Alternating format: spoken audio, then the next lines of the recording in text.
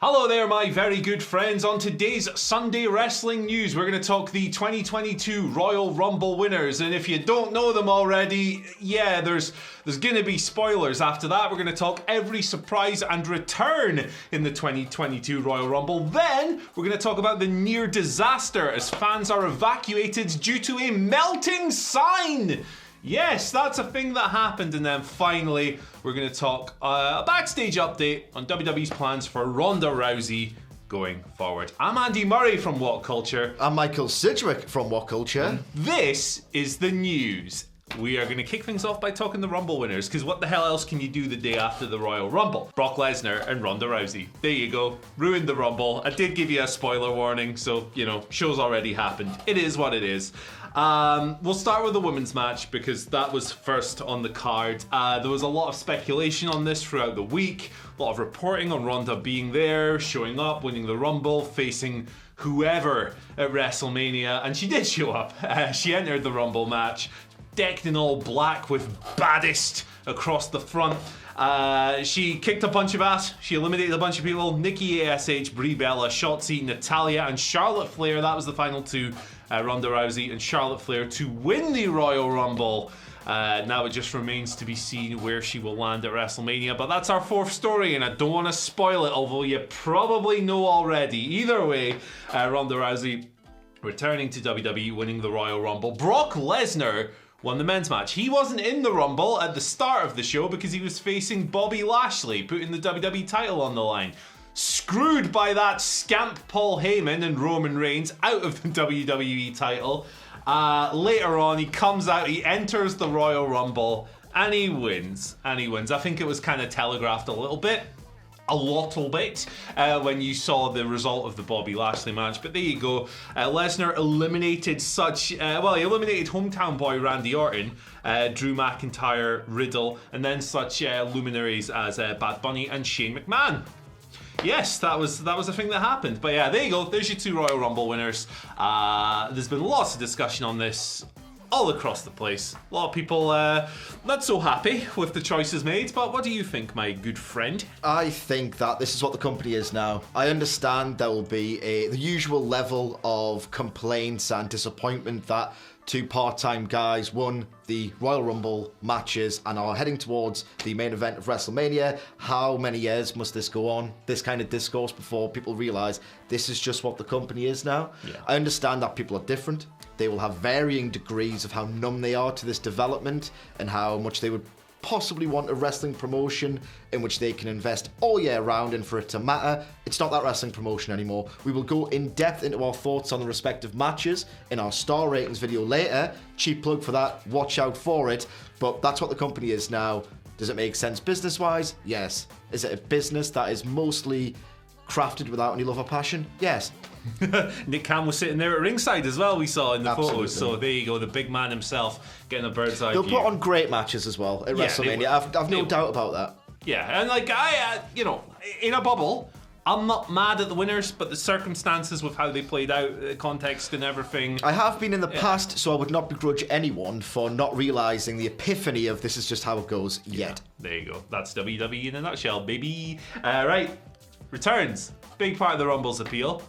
Just as important, if you ask me, as setting the course for the road to WrestleMania TM.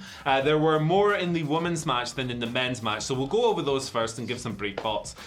So as far as returnees who were not announced beforehand, of course they announced Kelly, Michelle McCool, Lita, all those participants. Melina entered at number 2.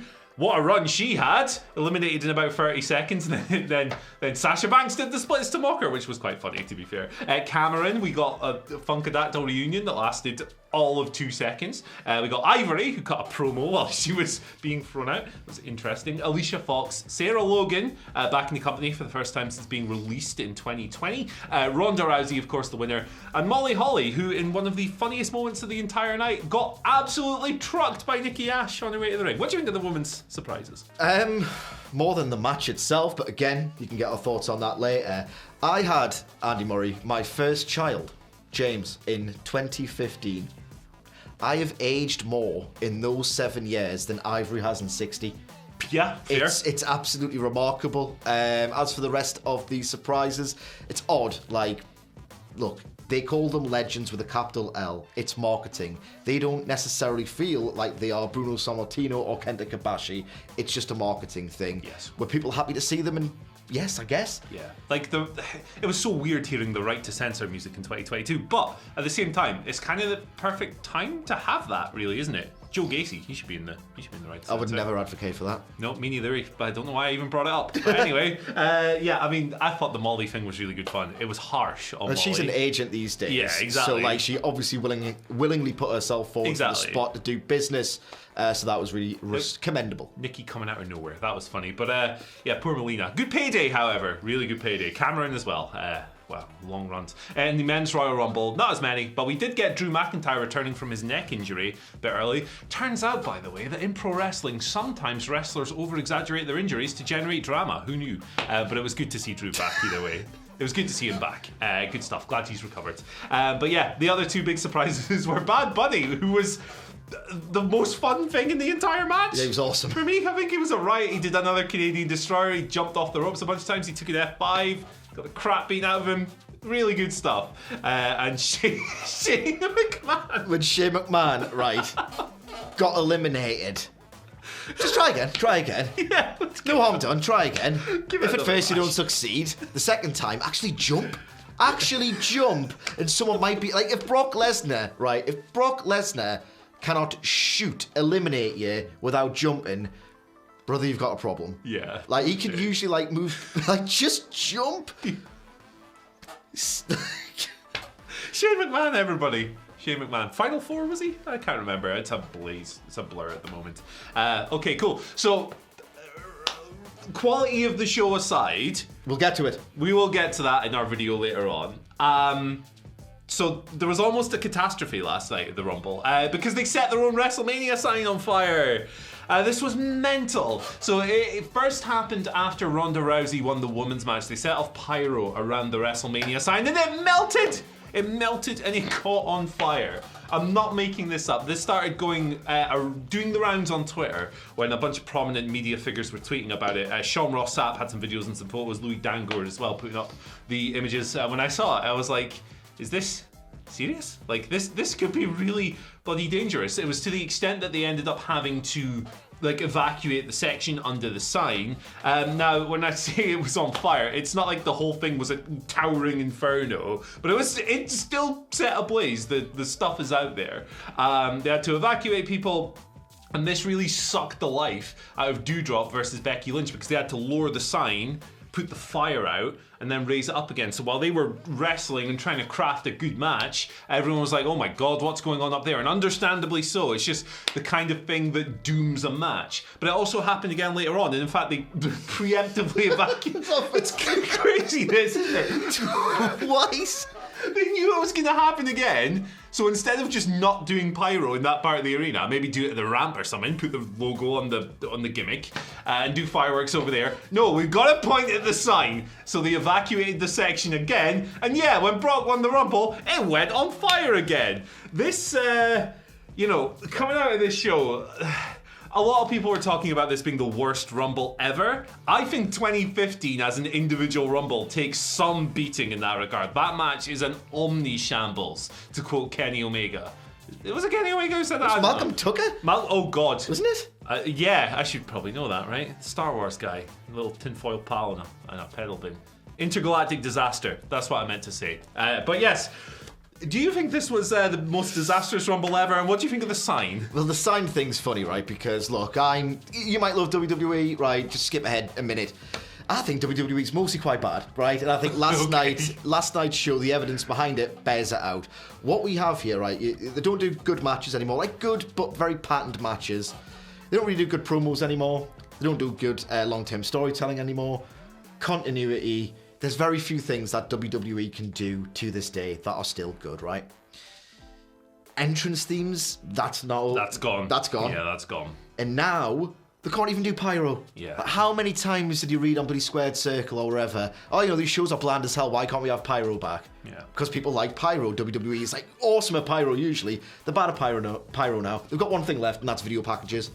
shut it down once they can't do them anymore. Yeah. Should we just make one night of WrestleMania 4 hours of video packages and call it a day? I think we should. I think we should. But yes, obviously the most important thing here, right, is that no one got hurt. Which is wouldn't be dicks about it. Yeah, exactly. Which is the reason that I found this funny was because no one got hurt. It's just the kind of thing you can't script being as off the rails. But let us know what you thought of the melted WrestleMania sign on fire. Anyway, final story here. We're going to talk a little bit about Ronda Rousey, who obviously returned in the Rumble. She's been announced for tonight's episode of Raw.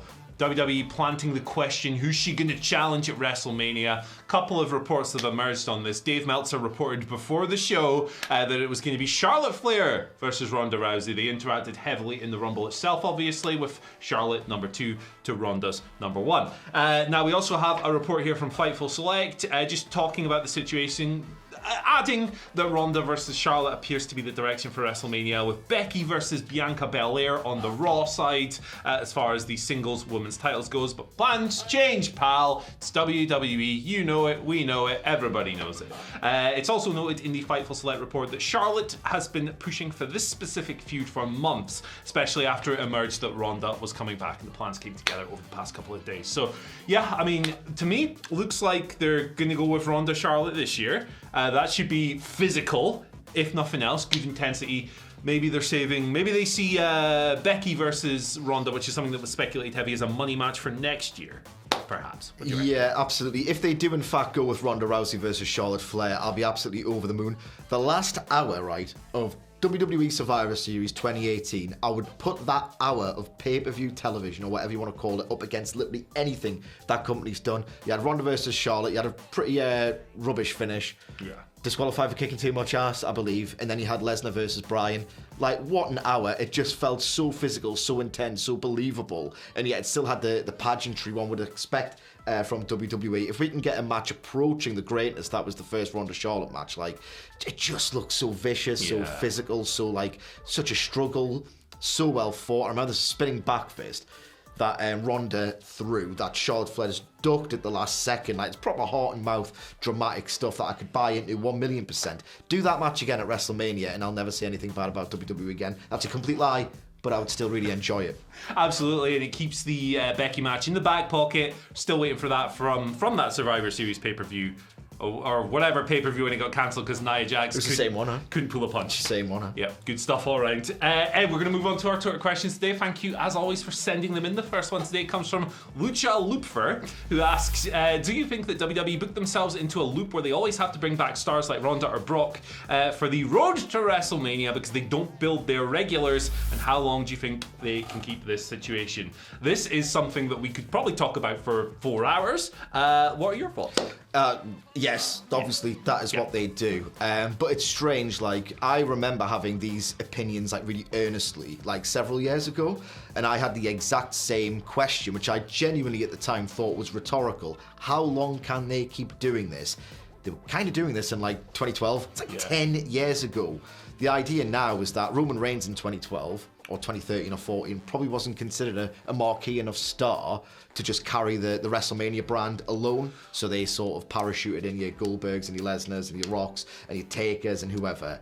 We've now reached a point where, like, Roman Reigns is at that level, and maybe 3 or 4 years' time, when he goes to Hollywood, he could then do the annual WrestleMania thing, and he could lend his star power alongside Cena, who can still go probably, because Taker and Triple H, like, I think their time is gone. Yeah. But Cena and Reigns, I expect, are going to play the roles like that Triple H and The Undertaker did, like, this time a decade ago. So Sasha Banks on the women's side, ratings drop these days. Yeah, absolutely. Like, I used to think, how long can this go on? But when you think about it, it could really go on for even longer. Yeah. I think, like, at this point as well, like, the core WWE viewership is pretty stable. We saw it last week on Raw when they went up against not last week, whatever it was, the immense football competition. The rating was really quite good given the situation. So I think, regardless of who they bring in and out and how many stars they do or don't make, I think it's probably going to remain pretty consistent, right? Yeah, absolutely. Anyway, next question. We're going to close this video on a bit of a positive note because the Rumble wasn't great, my friends. But we've got a question here from the Kib. Quasi apologized apologise if I've mispronounced your name there, sir, but thank you for sending the question. Asks the following: has the Rumble lost its magic, or was this edition just cursed? I tuned into a WWE show after almost a year and was disappointed despite my low expectations. My quick thoughts on this are that the past few Rumbles have been really quite great, and if they can recover from 2015, they can recover from everything. But what are your thoughts? I have to echo those completely 100%. 2015 was an nadir. The subsequent years were like predictable. 2018 I thought was magic. Yeah. 2020 was magic. 2019 I can't recall that much from it, but I think it was at the very least quite fun. Seth and Becky, wasn't it? 2019. Yeah, I mean, it wasn't great, but it wasn't a disaster either. They've done legitimately all-time great Rumbles subsequent to the disaster that was 2015, and I think, considering it would be generous to say that WWE has been consistently good for any long stretches after 2015, they are still capable of weaving the old Rumble magic even amid creative decline. So this year, my thoughts are last night was an aberration. They could still do better than that. Absolutely. Couldn't agree more. Final question today comes from Matthew Millen. Bit of fun, that's what we need today. With the likes of Ronda, Bad Bunny, Shaq and Johnny Knoxville having such great transitions from the world of sport and entertainment into wrestling, is there anyone you would like to see or think would be great fun and or banter in an in-ring capacity? Matthew has gone with Terry Crews. Who are you going for, my friend? I'm going for Zlatan Ibrahimovic for both ironic and completely earnest reasons. For those who are unaware, Zlatan Ibrahimovic is a football player. Soccer, if you're on that side of the goddamn pond. And he's incredible. His promo game is better than literally 99% of WWE roster members. Like maybe even 60% of AEW. The guy is a soundbite machine. Picture of arrogance. Almost deluded, where you would think he's a knob if he wasn't so funny with it. He's an incredible athlete, obviously, still banging them in his mid-30s.